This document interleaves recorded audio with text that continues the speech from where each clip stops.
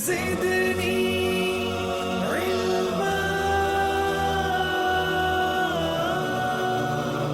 वालेकुम व्यूअर्स, कैसे हैं आप? आई होप कि आप सब खैरियत से होंगे। मेरी दुआ है कि आप सब खुश रहें, आबाद रहें। व्यूअर्स, एक सैड न्यूज़ है।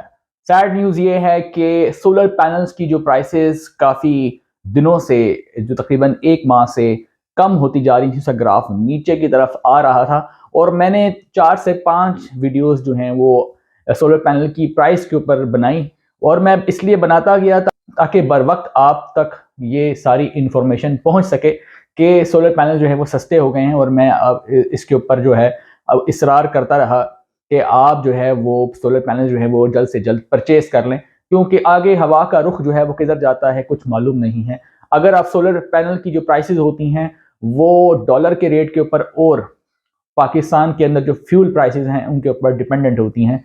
यानी अगर उस वक्त जो है फ्यूल की प्राइस भी कम हुई थी, डॉलर का रेट जो है नीचे आ रहा था, तो एकदम प्राइसेस जो है वो, और चाइना में जो है वो पैनल के रेट जो है वो भी चीप हो रहे थे, तो उस वक्त पैनल के रेट जो है वो आहिस्ता आहिस्ता कम हो गए और 60 रुपीज़ पर वाट से भी नीचे तकरीबन 58 रुपीज़ पर वाट में आपको जिनको के पैनल्स एन टाइप में और हाइमो 6 लॉन्जी हाइमो 6 के जो पैनल हैं, ये दोनों के दोनों तकरीबन 58 रुपीज़ और 57 रुपीज़ पर वाट के हिसाब तक भी मिल रहे थे कराची में।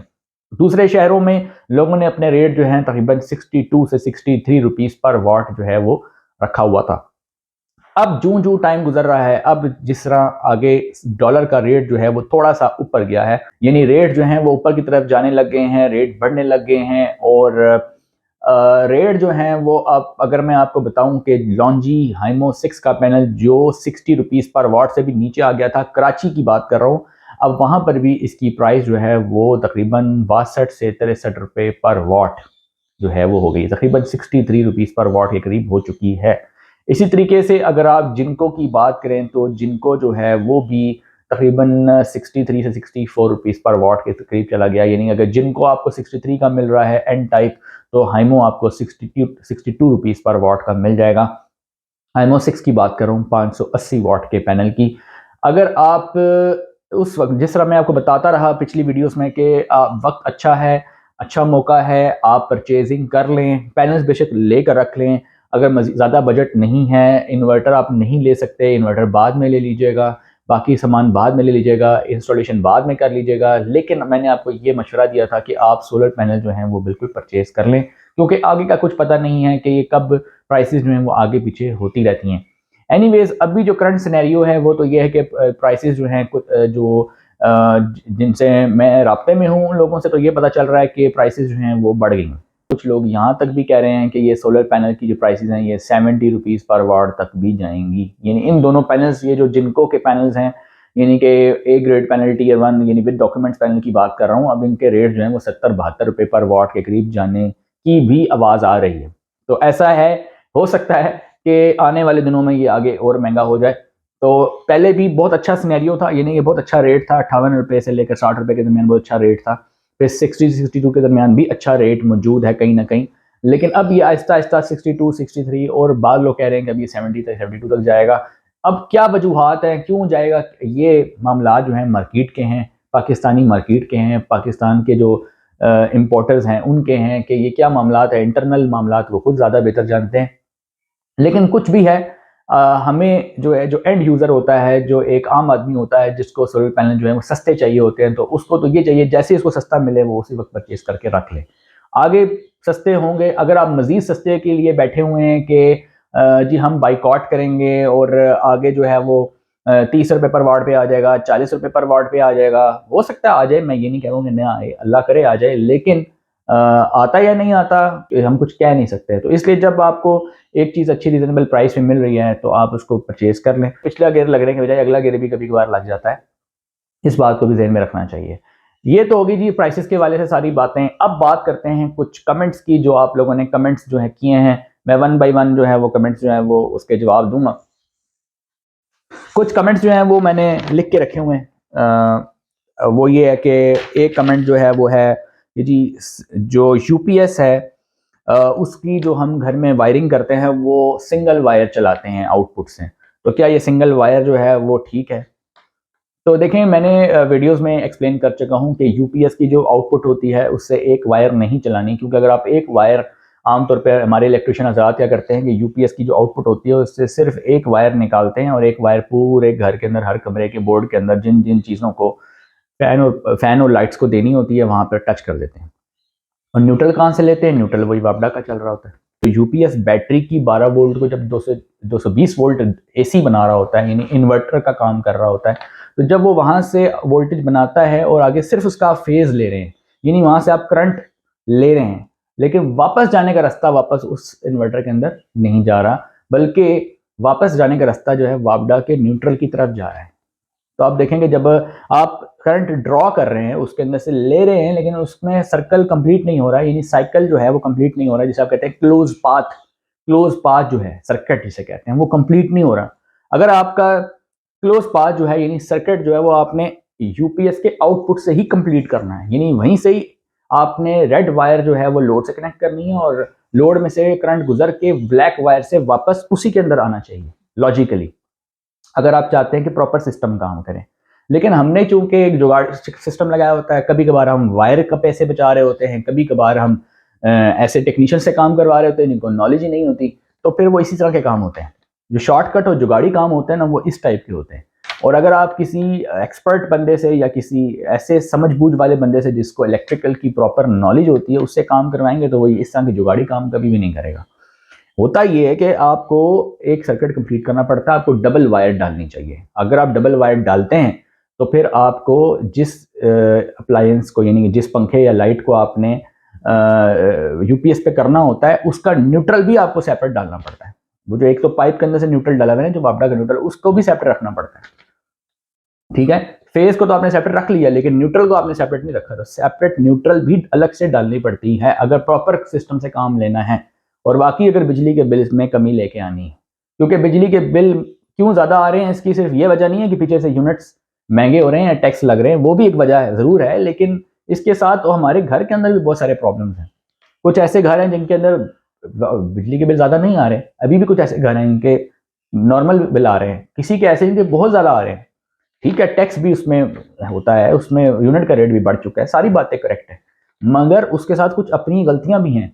अपनी गलतियां ये कि घर में पुअर वायरिंग है और मिट्टी की जो है ना वो लेयर जमी हुई है, वो पूरे पूरे डीबी बॉक्स के अंदर जनाब वो मैंने बल्कि ऐसे भी मैंने घर देखे जिनके जब डीबी बॉक्स खोलें तो उसके अंदर से जो है ना वो चिड़िया का घोंसला निकल रहा है जनाब, चिड़िया का घोंसला अंदर रखा हुआ है और चिड़िया अंदर जनाब उन्होंने अपना सिस्टम बनाया हुआ है। तो आप जो है वो इस तरह की जब चीज़ें होंगी तो फिर किस तरह आपका इलेक्ट्रिकल सिस्टम ज़्यादा एफिशिएंट काम करेगा। नंबर 2, एक क्वेश्चन है, how to get 12 volt from bigger panel, यानी अगर बड़े पैनल से आप 12 वोल्ट लेना चाहते हैं, लोड ड्राइव करना चाहते हैं, तो उसका क्या तरीका है। तो brother, if you are using bigger panel, यानी 550 वाट का, 580 वाट का अगर आप पैनल यूज़ कर रहे हैं, तो वो डेफिनेटली उसके जो वोल्टेज होते हैं वो ज़्यादा होते हैं, यानी कि तकरीबन 40 से 41 वोल्ट होते हैं जब वो सर्किट में कनेक्ट होता है। और उसके साथ आप एमपीपीटी चार्ज कंट्रोलर का इस्तेमाल करते हैं। अगर आपके पास सिर्फ एक या दो पैनल हैं तो आप एमपीपीटी चार्ज कंट्रोलर का इस्तेमाल कर सकते हैं। जब एमपीपीटी चार्ज कंट्रोलर के साथ उस थर्ड पैनल को अटैच कर देते हैं तो उसकी जो एमपीपीटी की जो आउट होती है वो बेसिकली बैटरी होती है, यानी बैटरी को एमपीपीटी चार्ज करता है 14 वोल्ट से 14.5 वोल्ट से बैटरी को, depending on the type of battery, वो उसको चार्ज कर रहा होता है। अब सोलर पैनल से एनर्जी लेकर उसकी डीसी टू डीसी कन्वर्जन करके बैटरी को चार्ज करना काम किसका है? एमपीपीटी का। लेकिन हमने जो लोड ड्राइव करना है वो डायरेक्ट एमपीपीटी के किसी पोर्ट से नहीं करना, ना ही एमपीपीटी के अंदर कोई लोड वाली पोर्ट होती है। हाँ, लोड वाली पोर्ट कुछ अब एमपीपीटी नए आए हैं मार्केट में, जिनमें 12 वोल्ट डीसी की उन्होंने दे दी है, लेकिन वो ज्यादा लोड ड्राइव फिर भी नहीं कर सकते। इवेंचुअली हमें जो लोड ड्राइव करना पड़ता है वो बैटरी से ही करना पड़ता है। हाँ, उसकी जो कट ऑफ जो फैसिलिटी है वो अभी कुछ एमपीपीटीज ने दे दी है कि आप लोड कट ऑफ करवा सकते हैं, राइट। तो आप क्या करें कि एमपीपीटी चार्ज कंट्रोलर एक परचेज करें, सोलर पैनल्स के साथ, बिगर पैनल्स के साथ अटैच करें, बैटरी को अपनी चार्ज करवाएं और बैटरी से आउटपुट निकाल के पीडब्ल्यूएम चार्ज कंट्रोलर में दे दें और पीडब्ल्यूएम से 12 वोल्ट लेके अपना लोड ड्राइव करें, राइट। इसका ये तरीका है। क्वेश्चन है कि 150 वाट्स के 6 पैनल्स हैं तो मैं इनको कैसे इंस्टॉल करूं। मेरे पास अभी पीडब्ल्यूएम चार्ज कंट्रोलर है और मैं एमपीपीटी चार्ज कंट्रोलर जो है परचेज करूंगा, लेकिन मैं इसकी कैसे कनेक्शंस करूं। अगर 150 वाट के आपके ब्रदर 6 पैनल्स हैं तो 6 पैनल्स का मतलब ये हो गया कि आपके वाट्स कितने बन गए, 900 वाट के आपका ये तकरीबन टोटल पैनल्स हैं, ये नहीं पीवी जो है आपकी, ठीक है। अब इसमें ये होगा कि अगर आपने एक जो पैनल है 150 वाट का, वो जो वोल्टेज आपको देता है आउटपुट पे, वो तकरीबन आपको 20 वोल्ट के आसपास दे रहा होता है, ठीक है, सर्किट में कनेक्ट होने के बाद 18 से 20 वोल्ट समझ लें आप। अगर 3 पैनल को सीरीज में कर दिया जाए तो उनका करंट जो है वो उतना ही रहेगा जितना एक पैनल अगर 7 एम्पियर निकाल रहा है तो 7 एम्पियर उनका सीरीज में सेम रहेगा, मगर उनके वोल्टेज जमा हो जाएंगे, यानी कि वो 20 यानी तकरीबन 60 वोल्ट के करीब पहुंच जाएंगे, राइट, 60 से 64 वोल्ट जितने भी बनेंगे। अब आपने स्ट्रिंग 3 की 2 स्ट्रिंग्स बनानी, यानी 6 पैनल है, 3 पैनल को सीरीज में कर लें, फिर 3 पैनल को सीरीज में कर लें। जब इन 3 पैनल को सीरीज में करेंगे तो इनके वोल्टेज जमा हो जाएंगे 60 के करीब, और इन 3 के भी आपस में जमा हो जाएंगे 60 के करीब। इनका करंट सेम रहेगा, इनका करंट सेम रहेगा, 7 ampere current 7 ampere current, 60 volt 60 volt, ठीक है जी। 2 सर्किट बन गए। अब आपने इसका प्लस इसके प्लस से जोड़ देना है और इसका माइनस इसके माइनस से जोड़ देना है, यानी आपस में पैरेलल कनेक्शन कर देना है। अब पैरेलल कनेक्शन में क्या होता है, करंट जमा हो जाता है, वोल्टेज सेम रहते हैं, यानी को पैरेलल में जोड़ने से वोल्टेज 60 ही रहेंगे, 60 के करीब ही रहेंगे जो हैं, करंट जमा हो जाएगा। करंट जमा का मतलब है 7 जमा 7 14, 614 एम्पियर के करीब टोटल करंट मिलेगा और 60 वोल्ट के करीब आपको वोल्टेज मिलेगी। इस तरह आपने कॉम्बिनेशन के साथ इसको एमपीपीटी के साथ जोड़ देना है। अगर आपका एसी लोड है तो फिर तो आपको यूपीएस के थ्रू अगर आप लोड चलाना चाहते हैं तो फिर तो आप हाइब्रिड एमपीपीटी यूज करेंगे, और अगर आप डीसी जो है वो लोड चला रहे हैं तो फिर आपको हाइब्रिड एमपीपीटी लेने की जरूरत नहीं है, फिर आप नॉन हाइब्रिड एमपीपीटी ले सकते हैं। फिर क्वेश्चन है कि आपकी नज़र में कौन सा पैनल बेहतर है, एन टाइप या P type. N type P type के ऊपर एक वीडियो बना चुका हूँ, इसका थॉरोली मैं इसके ऊपर जो है वो एक पूरी डिबेट कर चुका हूँ, आप मेरी प्लेलिस्ट में जाके वीडियो देख सकते हैं। ये थे आपके सारे क्वेश्चंस, इसके जवाब मैं जो है वो दे चुका हूँ, और मजीद आपके कमेंट्स तो बहुत सारे हैं, मैंने उनमें से चंद 3-4 कमेंट्स जो हैं वो पिक करके उसका आंसर आपको दिया है, क्योंकि एक वीडियो के अंदर सारे कमेंट्स का आंसर देना जो है वो मुश्किल है, लेकिन आगे आने वाली वीडियोस में जो है वो मैं बाकी कमेंट्स के जो हैं वो आंसर जो है देता रहूँगा, कमेंट्स पिक करता हूँ। आप अपने सवाल कमेंट्स में पूछते रहें, आपको जवाब वीडियो में इंशाल्लाह मिलेगा। अब बात करते हैं उस डिवाइस के बारे में जो मैं आपको पता है जो मैं डेवलप कर रहा हूँ। एमपीपीटी का जो सिस्टम आपने घर में लगाया होता है, या आपने 3 किलोवाट से नीचे वाला सिस्टम लगाया होता है, 1 किलोवाट 2 किलोवाट 2.5 किलोवाट, उसके साथ कोई आपके पास एनर्जी मीटर जो है वो आपको अलग से लगाना पड़ता है, ताकि पता चले कितने आपकी एनर्जी जो है वो बेसिकली लोड आपका चल रहा है, यानी कितनी सोलर से आपको फ़ायदा हो रहा है।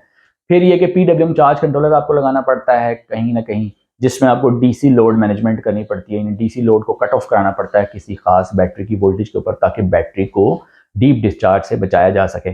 फिर आपको डीसी रिले लगानी पड़ती है बाज़ का, जहाँ पे आपने डीसी लोड चलाना है, और डीसी रिले जो है वो आपको लगानी पड़ती है एक्सटर्नली, क्योंकि जो एमपीपीटी है उसके अंदर जो रिले है वो छोटी लगी होती है, 5 एम्पीयर ज़्यादा वो करंट लोड नहीं चला सकती, लिहाजा उसके साथ एक्सटर्नल रिले लगानी पड़ती है। रिले लगाने के कनेक्शंस भी डिफ़िकल्ट होते हैं। समटाइम्स आपको पीडब्ल्यूएम लेना पड़ता है, समटाइम्स आपको रिले लगानी पड़ती है डीसी सिस्टम में, और समटाइम्स आपको अगर आपका एसी लोड है तो आपको कुछ करंट की जो है वो मैनेजमेंट करनी पड़ती है। और आप 3 किलोवाट से नीचे जो है आपके पास कोई ऐसी डिवाइस नहीं है जो इंटरनेट बेस्ड डिवाइस हो, और आपको सेल फोन के ऊपर सारी मालूमात मिल रही हो कि कितना करंट सोलर से बन रहा है, कितना लोड कंज्यूम कर रहा है, कितनी पावर बन रही है, कितनी पावर कंज्यूम हो रही है, कितने किलोवाट आवर्स यानी कितने यूनिट जो हैं वो मेरा सोलर सिस्टम जो है वो मुझे एक महीने में बना कर दे रहा है। ये सारी मालूमात हमें 3 किलोवाट के नीचे सिस्टम में नहीं मिलती। एमपीपीटी के सिस्टम में ऐसी कोई डिवाइस अभी तक मार्केट में मौजूद नहीं है। तो ये डिवाइस जो है मैं बना चुका हूँ, और ये डिवाइस जो है अपने टेस्टिंग जो फेज़ है उससे भी गुजर चुकी है अल्हम्दुलिल्लाह, और बिल्कुल कामयाबी के साथ जो है ये डिवाइस काम कर रही है। इस डिवाइस का ये फीचर है कि मैंने इसके अंदर बिल्ट इन जो है वो डीसी रिले के कनेक्शंस ऑलरेडी कर दिए हैं, वायरिंग इसके अंदर कर दी है। आपको जस्ट इतना करना है कि अपना जो एमपीपीटी है उसको इसके साथ लिंक करना है, और बैटरी को उसके साथ लिंक करना है, दैट्स इट। उसके बाद ये डिवाइस जो है आपको सेल फोन के ऊपर जो है वो एक सारा डाटा प्रोवाइड करेगी कि आपका लोड जो है, आप इस डिवाइस के अंदर मैं एक पोर्ट दूंगा, उस पोर्ट के अंदर आपने डायरेक्ट डीसी लोड उसे ड्राइव करना है डायरेक्टली, यानी कि 12 वोल्ट का अगर 50 एम्पियर का भी लोड है, 10 पंखे भी अगर आप चला रहे हैं डीसी घर में, तो वो भी आप डायरेक्ट इस पोर्ट से 10 पंखे चला सकेंगे। यानी मेरी डिवाइस में आप जो है डायरेक्टली डीसी लोड की 12 वोल्ट की मैं पोर्ट दे रहा हूँ, उस पोर्ट के अंदर आपने डायरेक्ट लोड कनेक्ट करना है, दैट्स इट। यानी आपने एमपीपीटी लगाया, बैटरी लगाई और डिवाइस के साथ कनेक्शन किए और मेरी डिवाइस के साथ आपने लोड जो है वो कनेक्ट कर देना है। मेरी डिवाइस ऑटोमेटिकली उस लोड को ड्राइव करेगी और जब बैटरी का लो लेवल आ जाएगा तो वो लोड को, डीसी लोड को कट ऑफ कर देगी, यानी कि आपकी बैटरी की हिफाजत भी करेगी। इसके अलावा जो है वो इसके अंदर मैंने एक हाइब्रिड फंक्शन भी दे दिया है, यानी अगर आपका एमपीपीटी चार्ज कंट्रोलर आप हाइब्रिड परचेज नहीं कर सकते, वो एक्सपेंसिव होता है, बल्कि आपका MPPT charge controller non hybrid है, तो नॉन हाइब्रिड को अगर आप हाइब्रिड बनाना चाहें तो वो भी मैंने इसके अंदर फीचर डाल दिया है। आपका जो एमपीपीटी है वो नॉन हाइब्रिड से हाइब्रिड हो जाएगा, यानी कि हाइब्रिड फंक्शन आप इससे यूपीएस को ऑन ऑफ करा सकेंगे, यानी कि डे टाइम में यूपीएस बंद रखेगा और जैसे ही सोलर से एनर्जी आना बंद हो जाएगी तो ये जो है वो हाइब्रिड फंक्शन एक्टिवेट हो जाएगा, यानी आपका यूपीएस ऑन हो जाएगा। इसके अंदर एक खूबी ये है कि जितनी एनर्जी मीटर का ये काम कर रहा है, यानी कि कितनी सोलर एनर्जी जो है प्रोड्यूस हो रही है, कितनी कंज्यूम हो रही है, एसी और डीसी दोनों, वो सारी की सारी जो है वो उसके अंदर क्लैम मीटर मैंने दे दिया है और इसको आईओटी डिवाइस बना दिया, यानी अपने सेल फोन के ऊपर आप सारी मालूमात जो है वो हासिल कर सकेंगे। यानी कि अब एमपीपीटी जो है वो भी आईओटी बन चुका है, पहली दफा जो है वो सेल फोन के ऊपर जो है सारा डाटा देखा जा सकेगा। अब जो इंशाअल्लाह ताला मेरी पूरी कोशिश है कि विद इन 1 वीक जो है मैं इस डिवाइस के ऊपर जो है वो वीडियो आपके सामने लेकर आऊँ। इस वीडियो की जो, इस डिवाइस की जो टेस्टिंग वीडियो होगी वो विद इन 1 वीक मैं आपके सामने लेके आऊँगा इंशाअल्लाह।